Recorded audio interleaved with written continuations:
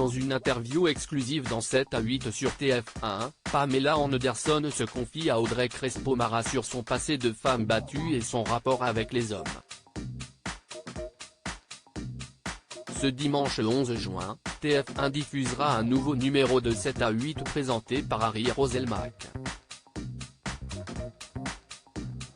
Pour le portrait de la semaine, Audrey Crespo-Mara a réalisé un entretien exclusif avec Pamela Anderson chez elle à Los Angeles.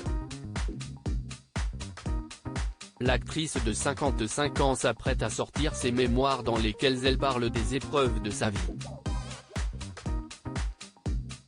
Dans une interview à 20 minutes, Audrey Crespo-Mara est revenue sur les conditions de son interview avec Pamela Anderson. Il n'y a pas eu de contraintes, de limites.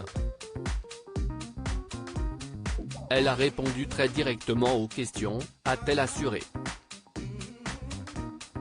TF1 a diffusé ce vendredi en exclusivité un extrait de l'échange entre la journaliste et l'inoubliable actrice de la série Alerte à Malibu.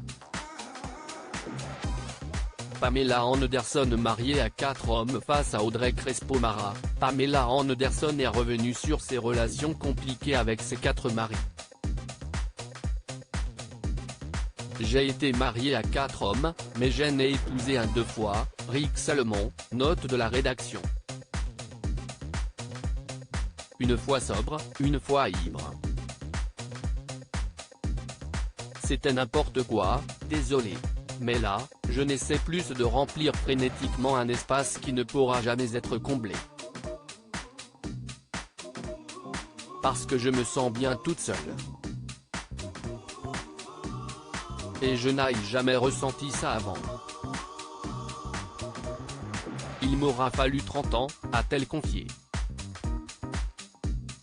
Pamela Anderson, victime de violences conjugales de 1995 à 1998, Pamela Anderson a été mariée au batteur Tommy Lee avec qui elle a eu 2 fils, Thomas, né le 6 juin 1996 et Dylan, né le 29 décembre 1997.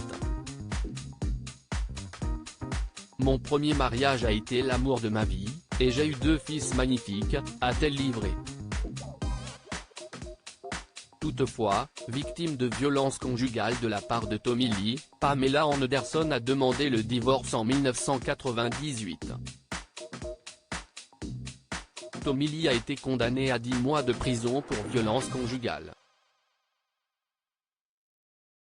Ça s'est mal terminé, confesse-t-elle. La chose la plus difficile au monde est de quitter quelqu'un qu'on aime, même s'il y a des violences physiques. Mais vous ne pouvez pas laisser vos enfants voir cela et penser que c'est normal. C'était aussi un grand sacrifice pour moi parce que j'aimais tellement Tommy. Mais je ne pouvais plus accepter toutes ces violences. Je ne pouvais pas faire subir à mes enfants ce que j'avais vécu. Donc j'ai dit, non. Et c'était difficile. J'étais détruite parce que je ne pouvais plus me sentir en sécurité avec la personne que j'aimais le plus, justifie-t-elle.